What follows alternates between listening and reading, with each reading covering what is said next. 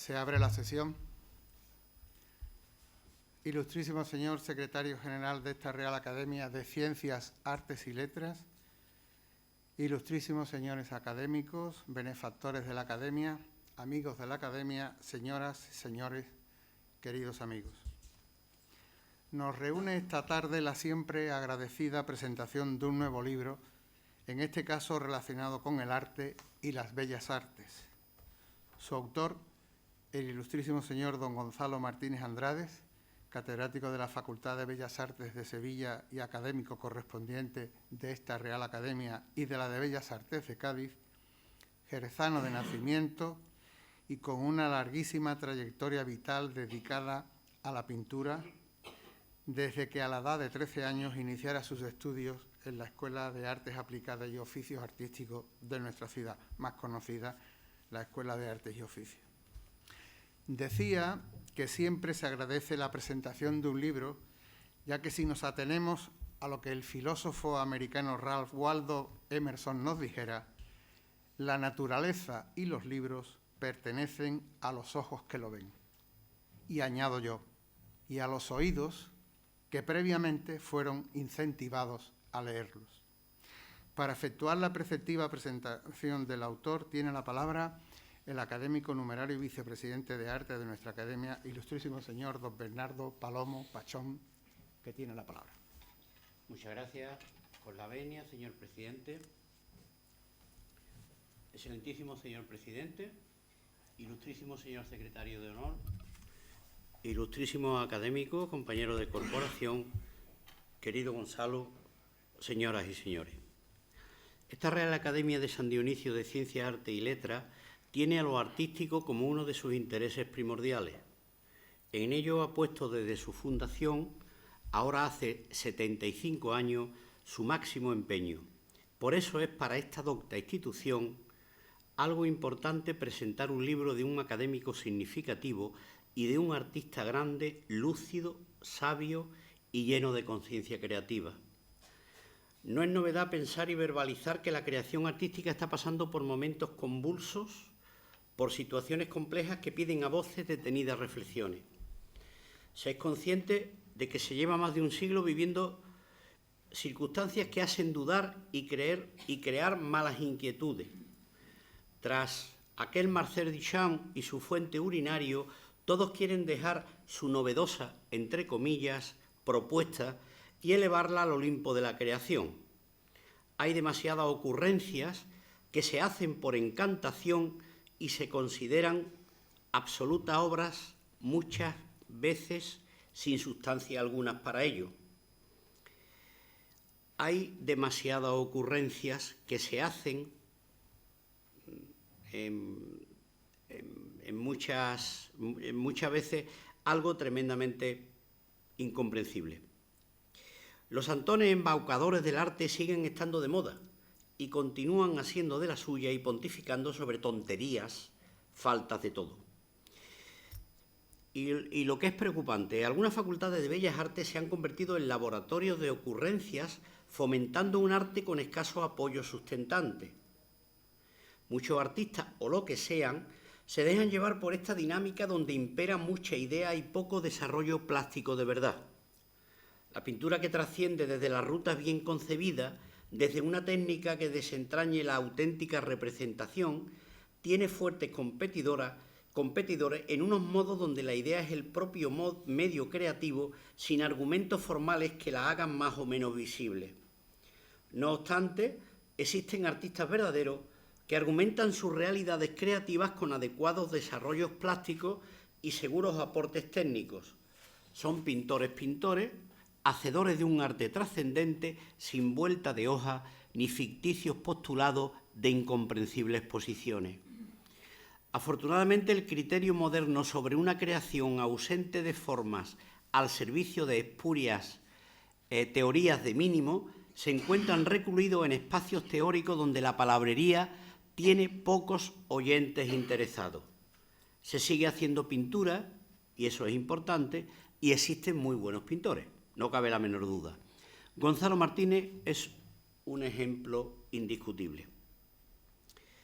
Hay que plantear que la pintura también la escultura y a veces otros medios, sobre todo la pintura figurativa, ha pasado durante mucho tiempo por momentos de sumo cuestionamiento. Es verdad que tan contestable en realidad no puede ofrecer la menor duda. Los espurios planteamientos de un sector del arte con asentamiento favorable hacia lo que algunos equivocados consideran la verdadera modernidad, la no figuración, dejaba atrás un arte muy valioso que tenía muchos buenísimos argumentos a favor y que, sin embargo, era relegado por los intereses de los que manejaban los hilos artísticos desde las trastiendas de los centros de arte. Ciertos museos, galeristas estrellas y desinformados, obtusos artistas advenedizos que querían y jugaban a ser modernos, careciendo de categoría suficiente. Mucha mala crítica también se sumó a las algaradas antifiguración para imponer potestades que ni eran cosa suya ni les correspondían. La independencia era un concepto que algunos no dominaban y no han dominado nunca. El realismo en la pintura, en el arte en general, es tan necesario como cualquier otro tipo de expresión artística. El problema radica en que muchas veces se agrupa en una misma realidad asuntos de muy distinta argumentación. Vayamos por partes. El realismo, la figuración, el arte concreto, no es bueno solo porque manifieste técnicamente lo real de manera fiel a lo que la mirada capta. Ese es, al menos, un realismo pobre, efectista y epidérmico. Aquel que únicamente busca la plasmación exacta y sin resquicios, sin que el artista tome partido y solo manifieste lo que el ojo ve y lo real ilustra.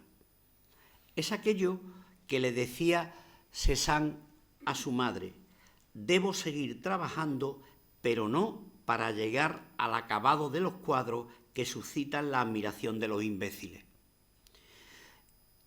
Hay un fotorrealismo que solo sirve para paladares pobres, para los que se contentan con llenar la barriga y saciar la sed con vino correcto, pero de nula solera.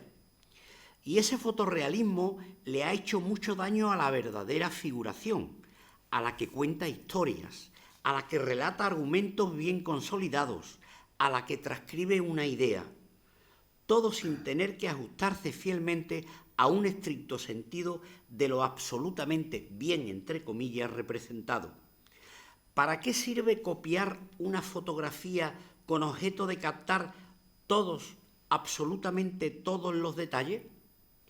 Solo como terapia, para demostrar absurdas capacidades y para convencer las miradas de los fácilmente convencibles. Eso no es una buena figuración, ni excelso realismo.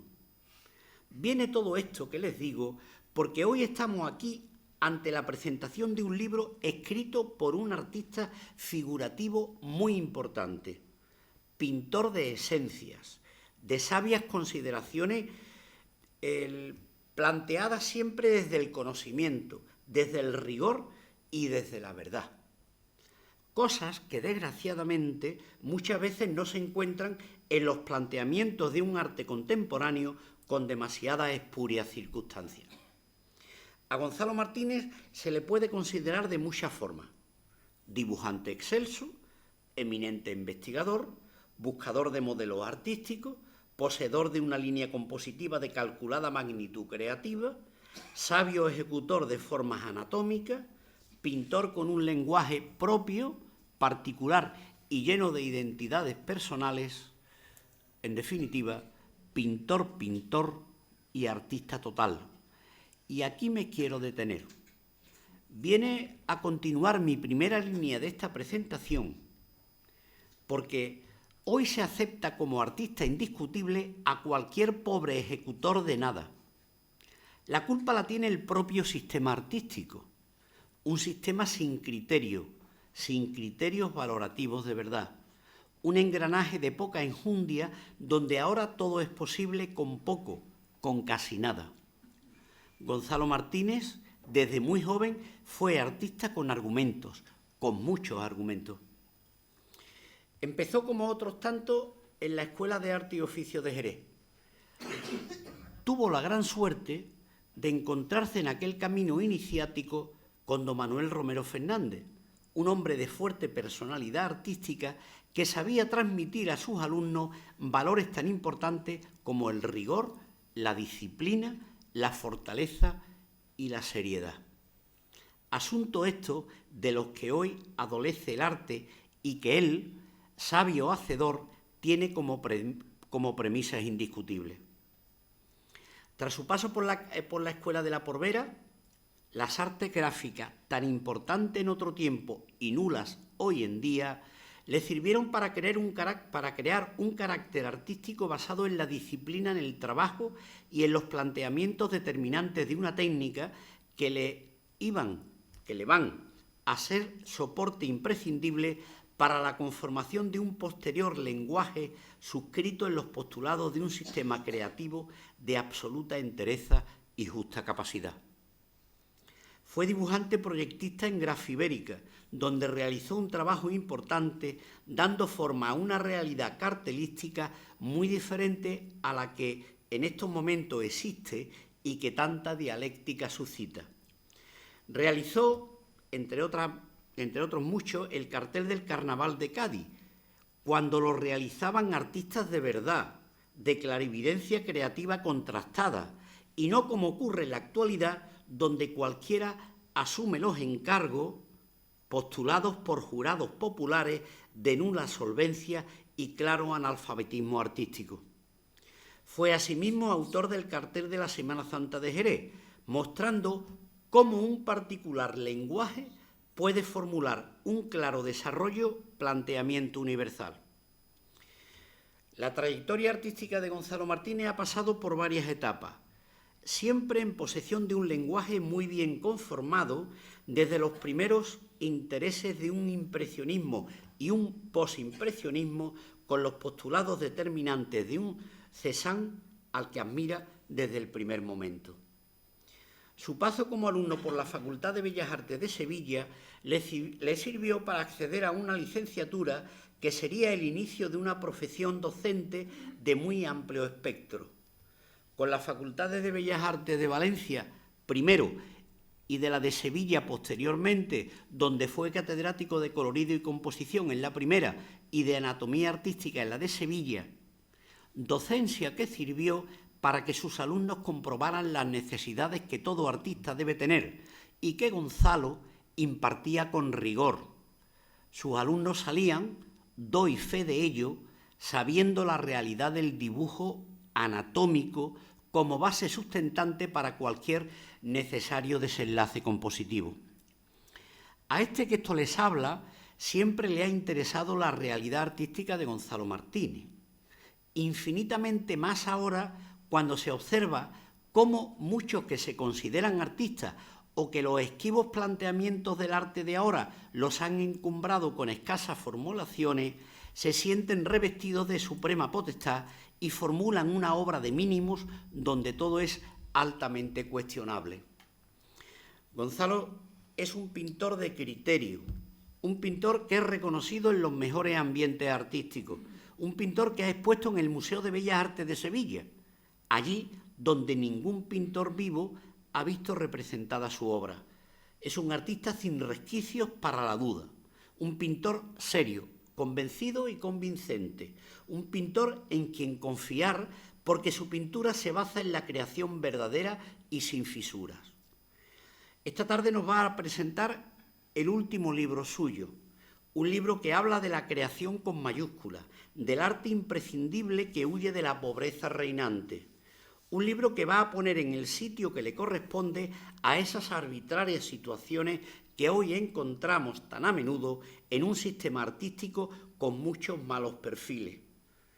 Una mirada al arte es una publicación necesaria para conocer de primera mano la realidad artística existente, esa que tantas veces argumenta la sinrazón de un arte dominado por los intereses equivocados de unos pocos insensatos. Una mirada al arte es un libro escrito por alguien que sabe lo que dice, que sabe lo que se cuece en este arte de esquivas circunstancias y que además puede decirlo con la claridad del que es un sereno, lúcido y sensato creador. Señoras y señores, porque lo creo así lo expreso. El arte no necesita sabias opiniones y, sobre todo, mucha conciencia clarificadora, como lleva siendo desde siempre el trabajo de Gonzalo Martínez. Muchas gracias.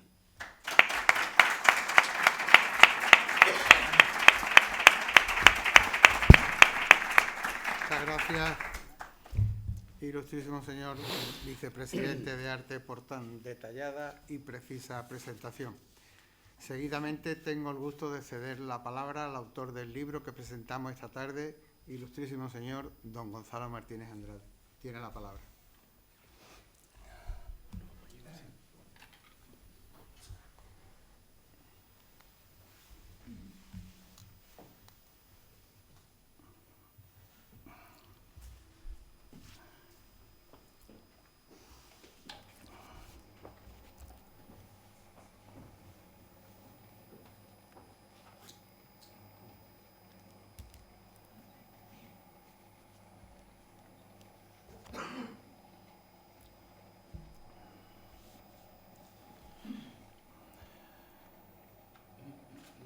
Excelentísimo señor presidente, ¿está dando la voz aquí? ¿Me está dando la voz? ¿Está dada? Sí. Ilustrísimos académicos, amigos y compañeros, señoras y señores. En este nuevo libro expongo los pensamientos que durante muchos años han ido dando vueltas en mi cabeza y, cómo no decirlo, nunca me he decidido a expresar.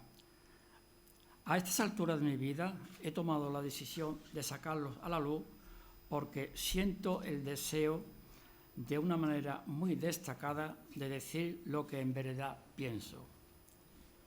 El objetivo fundamental es mostrar cómo el arte que se exhibe en museos y salas importantes de obras contemporáneas ha ido sufriendo un deterioro muy considerable en todas sus manifestaciones creativas: pintura, escultura, dibujo, grabado, etc.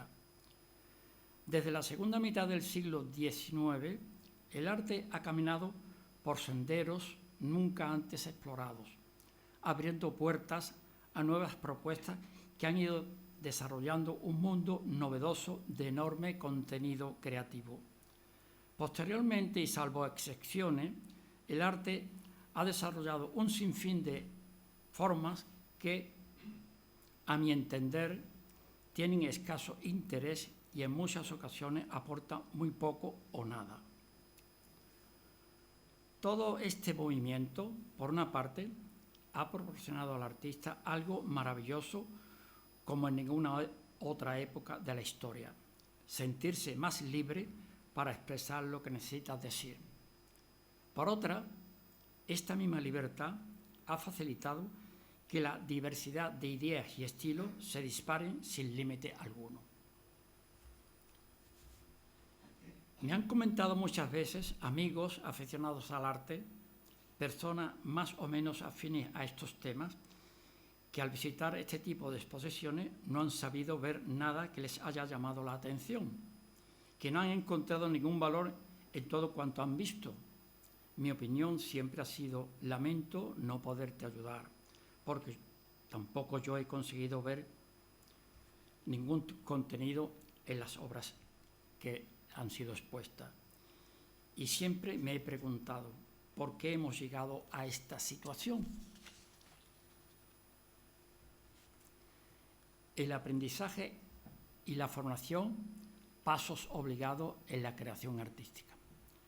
El aprendizaje siempre fue un paso obligado para alcanzar la formación necesaria y conseguir realizar bien el trabajo. El aprendiz, bellísima palabra llena de verdad y sencillez, pasaba varios años en el taller aprendiendo el oficio. El maestro realizaba cuadernos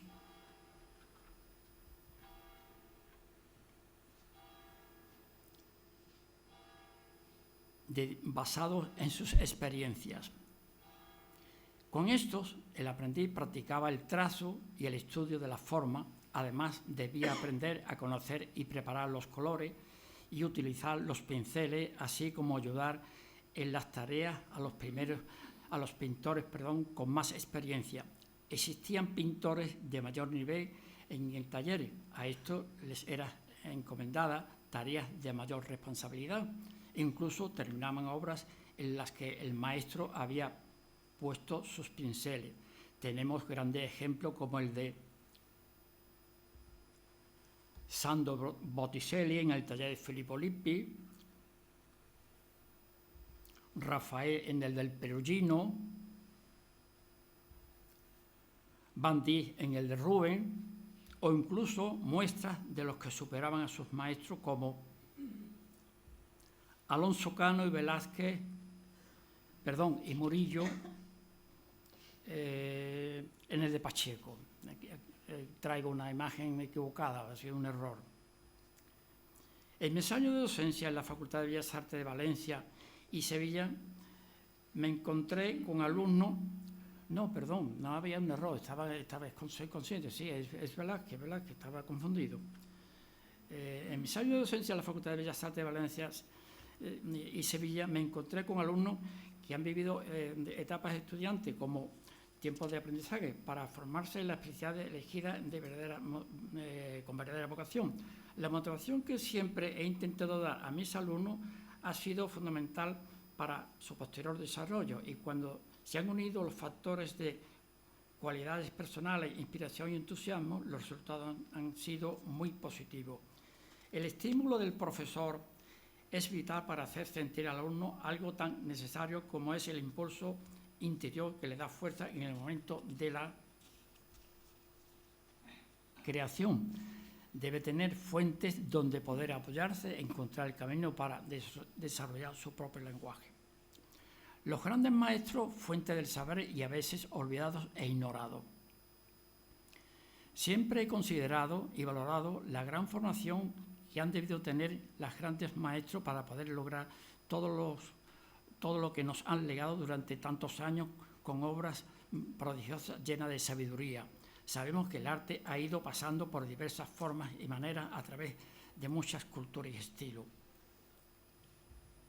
Egipcia, griega, bizantina, flamenca, renacentista, barroca, romanticismo,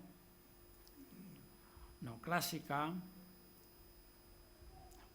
o impresionismo, además de otras que se cruzan en el tiempo o se originan en otros continentes, que no voy a nombrar por no hacer una lista larga. En todas podemos comprobar cómo nos han ido dejando grandes ejemplos de una herencia que nos enriquece.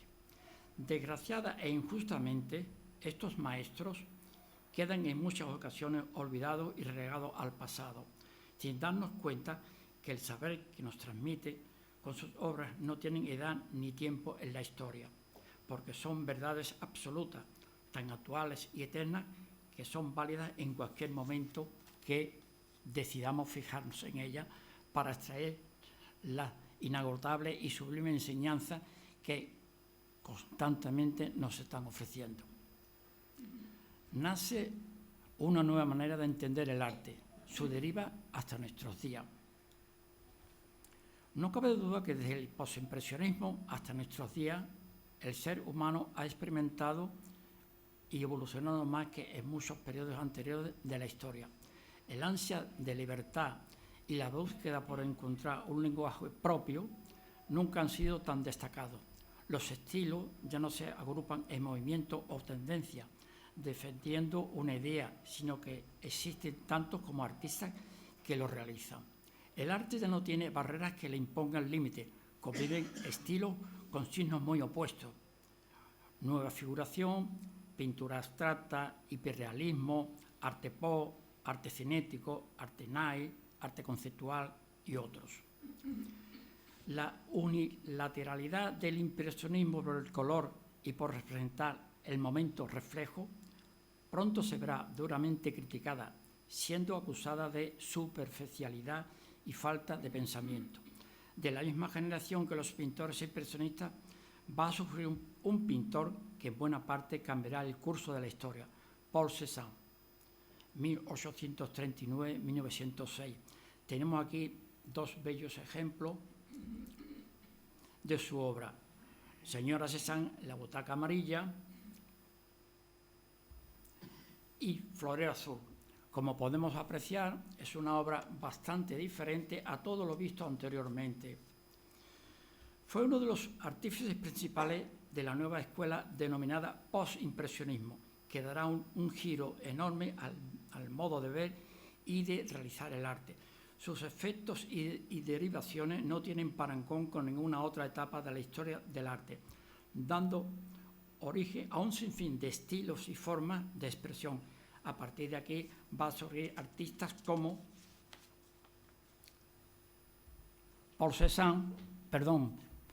Paul Gauguin, que se manifiesta opuesto a las tendencias impresionistas y aboga por recuperar la belleza de la forma, introduciendo un estilo tremendamente novedoso y personal, acariciando la cultura primitiva de las islas de Tahití y enlazándola con el conocimiento adquirido en su Francia natal. Mujer con mango es un ejemplo de esta obra de este maestro. Henri de Toulouse-Lautrec es otro de los maestros que nos deja una obra rica en dibujo y muy colorista, teniendo como tema bailarinas y personajes de la vida nocturna. La forma diseñada con una línea segura y desenfadada va a ser expresada en un arte de singular belleza, como podemos apreciar en la gran obra Baile en el Moulin Rouge, en el Museo de Filadelfia. Joaquín Sorolla es uno de nuestros representantes de la pintura de ese momento, aunque apartado de las nuevas tendencias. Pone en los temas de su obra una luz intensa de singular belleza, como esta de Paseo a orillas del mar. Modigliani, nacido en Italia, con un estilo propio de gran sensibilidad, nos aporta en sus bellos cuadros de desnudo, sensualidad y elegancia. En su estilo, las grandes masas de color unidas a la simplicidad en el tratamiento del dibujo terminan por darle una concepción muy atrayente que hace que su pintura sea singular. En esta obra de Elvira tenemos un claro ejemplo de esto, que digo. Matisse es quizá el máximo representante de la tendencia denominada Fauve. Sus obras sintetizan con breves y seguras líneas las formas que el contenido cromático va a completar. La intención del artista queda muy reflejada en la mesa roja del Museo del Hermitage. En su obra Los amantes, Picasso vuelve a unas raíces muy clásicas, con dibujos de fuerte trazo pero delicado en la forma. El color lo utiliza muy sutilmente, consiguiendo una belleza que nos atrae por su sugestiva armonía. Chagall nos muestra en El rabino un concepto de dibujo que nos atrae por su forma bien construida y sus grandes planos. Posteriormente abordaría una forma onírica y fantástica, lejos de esta etapa, a mi modo de ver, no superada. El arte de Chirico, denominado pintura metafísica, surge del misterio de una realidad aparente, pero que ya no es real porque está creada en otro espacio y porque vive de encuentros desconocidos. En Héctor y Andrómaca nos manifiesta poderosamente su facilidad para comprender los cuerpos con objetos extraños e incoherentes. El modernismo nace de una fuerza que pretende imponer frente a la renovación de la industria el gusto por la belleza, incluso los objetos de uso cotidiano, tratando de hacer más exquisito todo lo que nos rodea. En esta nueva tendencia podemos destacar a un artista que contiene en su obra todas las cualidades de esta escuela, Gustav Klimt. Sus pinturas son estudiadas con delicados detalles y con un concepto decorativo de gran belleza estética, pero con un destacado sentido erótico y sensual, haciendo una sabia combinación entre arte y decoración. El beso es un claro ejemplo de esto que estoy explicando. Muchas de estas muchachas de la ventana de Salvador Dalí es una obra temprana. En ella se aprecia un concepto de las formas altamente simplificadas en el dibujo y en el cromatismo. En esta pintura aporta originalidad en la temática y en el concepto constructivo. Daniel Vázquez Díaz tiene su base en las formas cubistas, construye los cuerpos con sólidos planos que le dan un volumen muy singular. Existe en su obra un concepto de pintura mural, por cuanto no se identifica con el detalle y sí con el sentido de amplitud en el conjunto. Un buen ejemplo de ello es la cuadrilla de Juan Centeno, como podemos ver aquí. En la obra de Warhol, Habitación de un hotel, se aprecia una intención por mostrar el aislamiento y la soledad del ser humano, compuesto por un soberbio juego cromático y una disposición de luces sabiamente estudiada que nos transmite incomunicación y silencio. Dos irlandeses del Oceanfrau observamos la fuerza de la pincelada, el juego cromático rico en grises y el encuadre fotográfico que hace en muchas de sus obras. La originalidad mostrada en la forma como sitúa a los personajes son señas de identidad de este maestro inglés de origen alemán. En medio de esta diversidad inmensa de estilos, escuelas y tendencias, paralelamente se ha creado un mundo de demagogia y falacia, sobre todo desde que el ser humano se ha considerado completamente libre para decir lo que siente. Los intentos fracasados han ido dejando en su caminar huellas bien marcadas en el arte, que a mi modo de ver no le han beneficiado.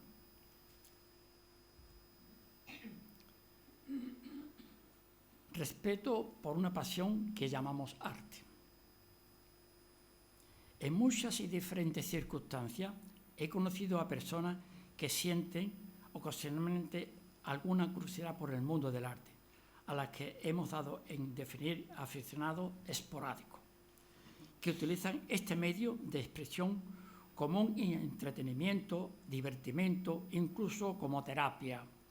Otros se atreven a más entrando en un terreno complicado, pero que ellos lo ven fácil.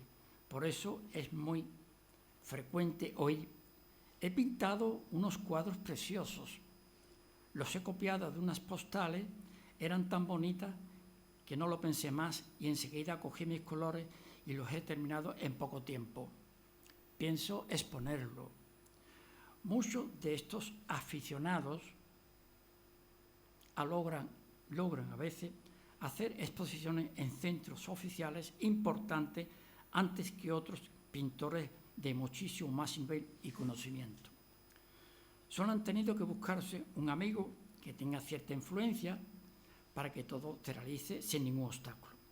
Con esta actitud, en lugar de favorecer el conocimiento del arte, lo perjudican, al introducirse en un mundo que creen puede estar al alcance de cualquiera, contribuyendo a hacer crecer el desconcierto en el público no formado, al ver cómo trabajos de poca o ninguna calidad son destacados de una manera desproporcionada en salas en las que deberían estar obras de mayor nivel.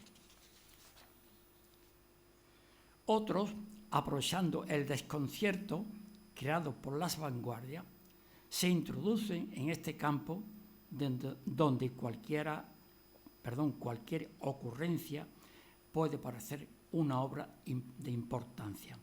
En esta escala están incluidos aquellos parlanchines, engreídos, egocéntricos, que pretenden impresionar con falsas ideas y supercherías, que defienden sin creer en aquello que pregonan, jugando con la falta de conocimiento de los que escuchan y se dejan llevar por sus vacías teorías. Subiendo de escala, nos encontramos con pintores profesionales que desarrollan una actividad artística en diferentes niveles de valores, dependiendo de sus cualidades y de sus objetivos. Siento verdadera admiración por un trabajo que, apoyado en una larga experiencia, alcanza en algunos casos cotas de buen nivel, aunque en muchas ocasiones estos artistas estén atados a encargos que le obligan a acomodarse al gusto del cliente y que la mayoría de las veces solo están justificados por la obtención de beneficios económicos, porque para estos artistas es su medio de vida, de lo que podemos estar deduciendo que esto puede suponer a veces un serio obstáculo para que el trabajo sea verdaderamente creativo. Finalmente, nos encontramos con el estado vocacional y pasional en el arte, que es el que verdaderamente facilita, mediante el intenso trabajo, la auténtica creación. Decía el pintor Egon Schiele: entiendo por artista no a la persona adornada de títulos o atributos, sino a quien tiene vocación. Pero esto conlleva, en la mayoría de los casos, un calvario para el artista que desea crear su propia obra. Si no encuentra un apoyo en el camino emprendido por el creador, estará lleno de enormes dificultades.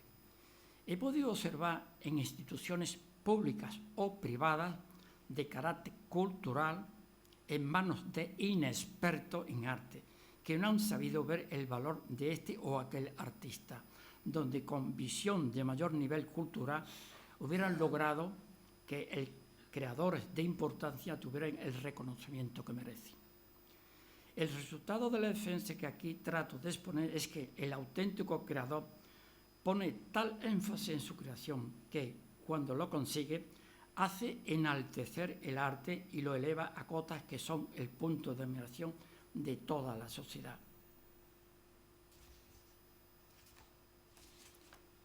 En cambio, aquellos parlanchines, engreídos, egocéntricos, advenedizos, que pretenden impresionar con falsas ideas, crean un mundo de mediocridad que no ejerce otra función que la de vulgarizar el arte, desorientar a aquel que busca una respuesta que le sirva de guía, dejando un lastre de incultura que es muy difícil de superar. Para entender mejor lo que aquí trato de explicar, podemos observar la maestría de obras como Ángeles Músicos, un fragmento del político del Cordero Místico, Lección de Anatomía de Rembrandt, Susana y los viejos de Rubens, Jesús entre los doctores de Alberto Durero, o La libertad conduciendo al pueblo de Delacroix. Quiero destacar aquí que las instituciones que tienen en sus manos poder trabajar por el conocimiento de los valores artísticos tienen la enorme responsabilidad de que las actividades que se realicen sean siempre en bien de la sociedad y de la cultura. Y no se me ocurre una mejor forma de exponer lo que pienso. Están obligadas a distinguir las diferencias existentes entre lo aparente y lo auténtico, entre lo vulgar y lo culto, entre la mediocridad y la obra artística, y así contribuir al conocimiento del arte como un bien social. La prisa enemiga de la obra. Sé y admito sin discusión que el tiempo lo mide todo. Es muy fácil ver cómo casi siempre tenemos prisa en aquello a lo que estamos dedicados. En el mundo empresarial, el factor tiempo es de vital importancia. Cuanto más rápido se haga un trabajo, tanto mejor y mayor será la producción. Así la empresa obtendrá más beneficio. En el ámbito particular de cada uno, esto no es exactamente así, pero se le parece. Por cuanto deseamos hacer a mayor brevedad posible y con el menor esfuerzo cualquier obligación, tarea profesional o doméstica que no podamos eludir. Pero aquí que afortunadamente en el mundo de la creación todo esto cambia sustancialmente, por cuanto el ser creativo es el que elige su trabajo, está unido a él por vocación y todo el esfuerzo realizado será gratificante. Aquí el reloj, aquí el reloj no le sirve para contar cuántas horas emplea. La vara de medir ya no es la misma, porque en el estado de la creación artística entramos en otra dimensión. Una gran obra no se valora por su tamaño, ni tampoco por los días que hayamos empleado en realizarla. Desgraciadamente, todavía existe el convencimiento de que una obra grande es más valiosa que una pequeña, o que un dibujo no tiene el valor de una pintura, porque se considere que tiene muchas menos horas de trabajo. Engañosa y pobre manera de medir el arte. Puede llegar a tener mucho más interés artístico una obra realizada en unas pocas horas o incluso minutos que una trabajada durante varios meses o años. En el mundo del arte existe otro lenguaje y otra manera bien distinta de realizar un trabajo. Y esto hace que el estado creativo esté tan alejado de cualquier convencionalismo. Por eso, toda obra que se realice presionada por la medida del tiempo no acabará con buen fin. La prisa y la finalidad mercantil en el arte no son buenas compañeras de viaje. Recordamos aquella anécdota cuando Miguel Ángel estaba pintando el techo de la Capilla Sixtina. El Papa Julio II, cansado de esperar por los meses que Miguel Ángel llevaba pintándola, le preguntaba: ¿cuándo terminarás de pintarla? Y Miguel Ángel siempre respondía: cuando esté terminada. Para él no existía el tiempo, solo tenía presente la gran obra que estaba realizando.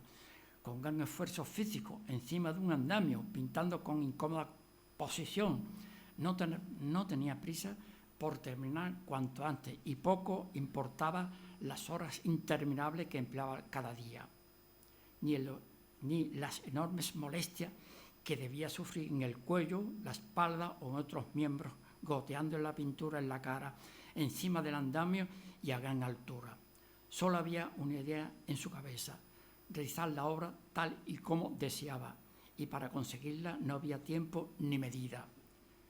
Qué maravilloso ejemplo de humildad, sacrificio y grandeza a la vez. La belleza en el arte. ¿Qué es la belleza en el arte? ¿Existe un arte sin belleza? Resultará imposible encontrar una auténtica creación artística que no contenga este valor, porque es uno de los fines fundamentales que siempre busca el artista para hacer llegar su mensaje. Un tema bello puede estar realizado con o sin acierto. Siempre dependerá del artista y, por tanto, se puede deducir que la temática no implica necesariamente un final feliz. Todo va a depender de la sabiduría con la que el creador sea capaz de conseguir su objetivo. He reflexionado mucho a lo largo de mi vida sobre este concepto, que es fundamental para entender y saber diferenciar la belleza. Existe la opinión muy generalizada de confundir la belleza con la imagen agradable, convencional, superficial. Lo bello en arte se fundamenta en la manera de cómo ve el artista lo que quiere expresar y cómo transmite aquello que siente. Para ello pondré varios ejemplos. La crucifixión de Matías Grunewald. El buey desollado de Rembrandt.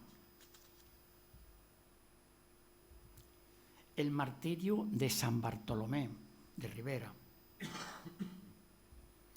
El 2 de mayo de Goya o el Guernica de Picasso. Ninguna de estas obras representa temas que se puedan definir como agradables. Todo lo contrario, el dramatismo está muy latente, pero todos tienen como denominador común el dominio y la maestría de los artistas que los han realizado, logrando cada uno de ellos destacar con belleza un tema que no se puede calificar como placentero. Pero aquí que la magia del artista convierte la temática representada en algo que nos atrae, que nos invita a contemplar y aceptamos sin objeciones el dramatismo o incluso la imagen desagradable que representa.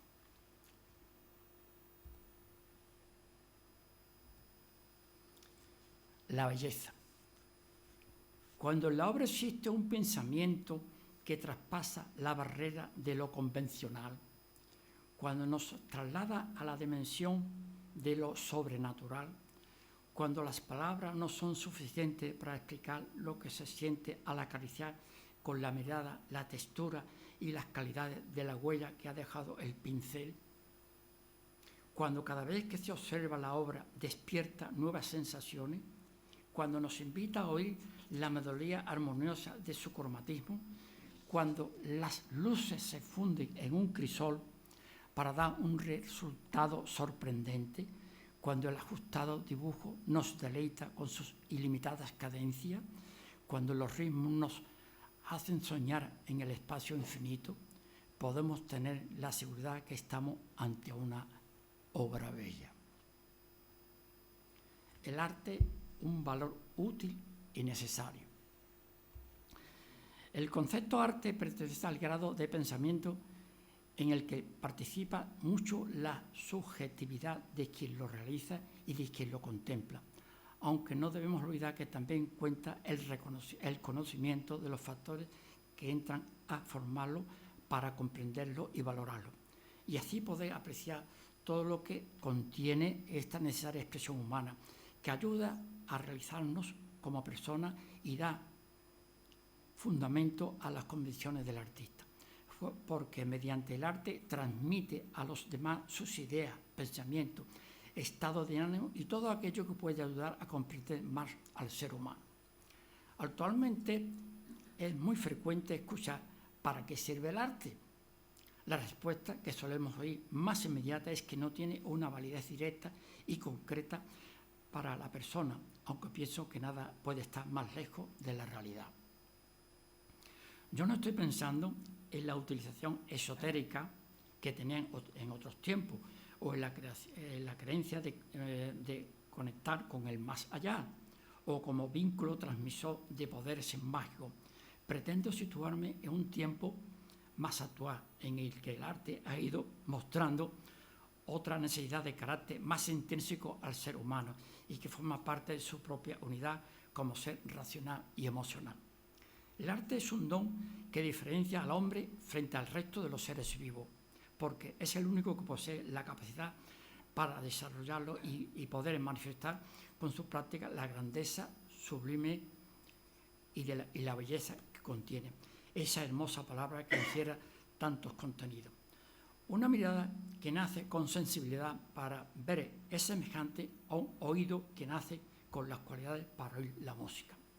Sin esa condición, no todo el mundo está capacitado para disfrutar con la observación del universo que nos rodea. Al observar, tenemos la oportunidad de valorar con nuestra mirada los componentes que encierra lo que observamos: luz, encuadres, formas, líneas, colores, espacios, gestos, mensajes, etc., que dan el verdadero contenido a lo que tenemos ante nosotros. El poder apreciar la belleza de una obra, aunque solamente sea en un estado contemplativo, nos otorga una riqueza y una enorme satisfacción al comprender el esfuerzo realizado por el artista que lo ha creado y poder apreciar todos aquellos factores que entren en juego en la superficie de un lienzo que antes estaba vacío. Mereció la pena el esfuerzo realizado para conseguir el Partenón de Atenas, la Basílica de Santa Sofía de Estambul o la Gioconda de Leonardo. ¿No sentimos admiración por ese prodigio del Jardín de las Delicias, pintado por el Bosco, o por la Santísima Trinidad del Greco, o por estos dos magníficos ejemplos de Goya, Visión fantástica y Duelo a garrotazos? ¿Acaso aún tenemos duda en saber para qué sirve el arte? Con solo pararnos un instante encontramos la respuesta. El arte es una necesidad humana que ennoblece al hombre, que le otorga un poder casi mágico para realizar obras de sublime belleza. Un ser convencido de que la verdad del arte, la utilidad de esta maravillosa expresión le va a ayudar a ser más sensible, a comprender mejor y valorar todo cuanto le rodea, entiéndase, amigos, convivencia, naturaleza, etc., sin lugar a dudas, le hará mejor persona. Y por ello estará contribuyendo a esta utilidad del arte que tantas veces se pone en entredicho. Después de lo expuesto, pienso que lo que en realidad debería importar a quienes mueven los hilos de la educación y de la información es despertar el respeto que merecen los grandes creadores. Debemos informar y educar desde la base para que las futuras generaciones tengan un concepto más claro de la importancia del arte en la educación de una sociedad y de ese futuro valor bien social que transmite la esencia del pensamiento y la búsqueda de la belleza. El arte refleja la cultura y sensibilidad de un pueblo. Esto es algo que debemos cuidar porque enaltece a las personas que lo forman.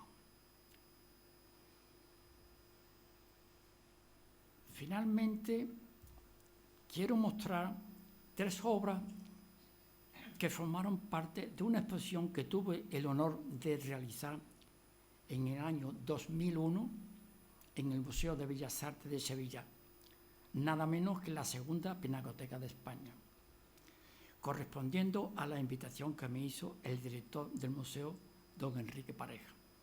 La muestra estaba compuesta por 61 obras. La obra se mostró en la sala de exposiciones temporales. Un mes antes se estaba exponiendo en esta misma sala una exposición dedicada al Greco. Posteriormente pusieron obras en esa sala de Rodin, Vázquez Díaz, Zuloaga. Fueron maestros de los cuales se mostraron todas estas obras, como digo. Como podéis imaginar, para mí fue un reto y un honor exponer donde lo habían hecho estos grandes maestros. Y además teniendo en cuenta que el museo es muy reacio a exponer la obra de artistas vivos. Dada la importancia, di conocimiento de este hecho al ayuntamiento de esta ciudad en la que he nacido, Jerez, que siempre llevé y llevaré muy dentro de mí. Le ofrecí realizar la misma exposición aquí en mi tierra. Desgraciadamente se perdió la oportunidad de que los jerezanos pudieran conocer esta obra, porque recibí el más absoluto silencio como respuesta. Finalmente, quiero mostrar mi agradecimiento a esta Real Academia de San Dionisio por ofrecerme esta oportunidad, a su presidente, don Juan Salido Freire, por sus versadas y elocuentes palabras, a don Bernardo Palomo Pachón, por su exposición tan llena de elogios hacia mi persona y mi obra, y a todos ustedes por vuestro apoyo y vuestra presencia en este acto, que para mí tiene tanto significado, porque con ello mostráis interés y amor por el arte, que en definitiva es amor por la belleza. Muchas gracias.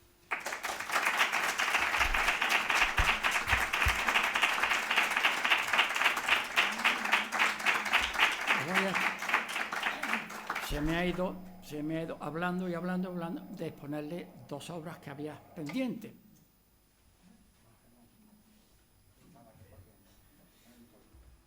Esta es la segunda obra de la exposición del museo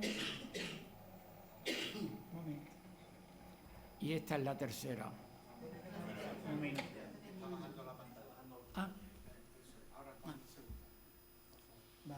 No ha salido entonces, ¿no? Le doy. Bueno, ahora le doy para atrás. Esta es una obra de gran importancia, se expuso en el museo, ¿eh? Es un homenaje a las artes, un elogio a todo el mundo de las artes, ¿no? Hay una representación de varios temas relacionados todos con el arte. Y está la obra realizada bajo la escalera de Juan de Oviedo, que es la que aparece, que tiene 2 ramales por donde se sube, ¿no? Y bueno, esto se perdió en Jerez, no se pudo exponer porque recibí un gran silencio como respuesta. No digo más nada. Muchas gracias, ¿eh? Sí.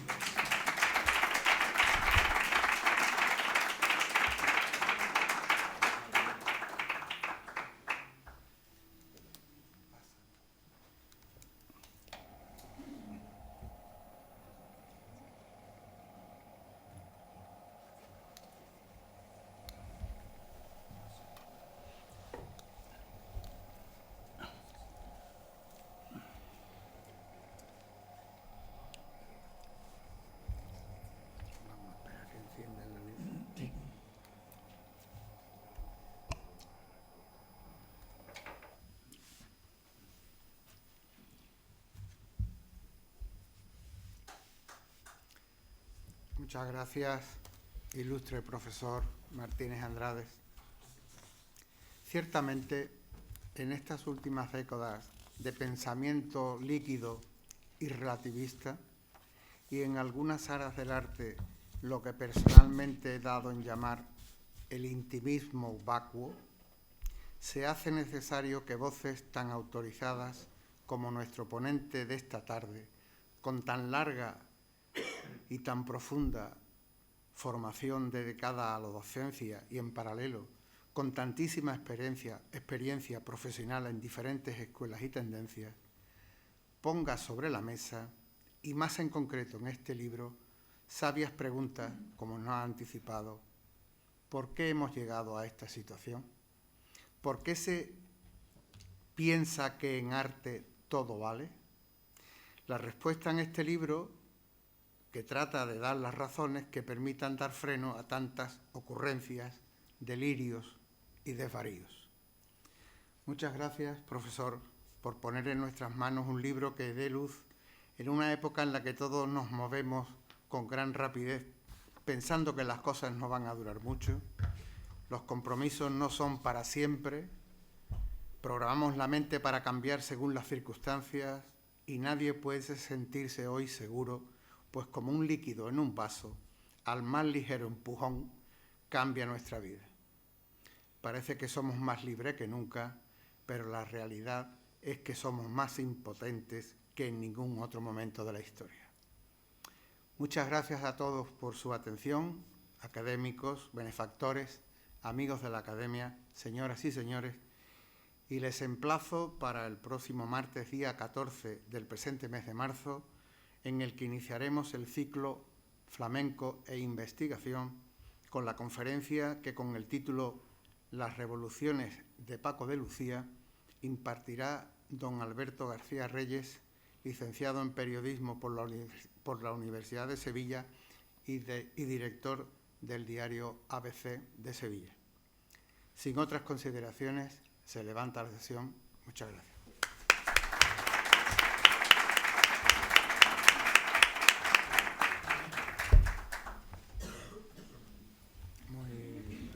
Muy buena tu conferencia. ¿Te ha gustado? Me ha encantado. Muy profunda, muy bien construida.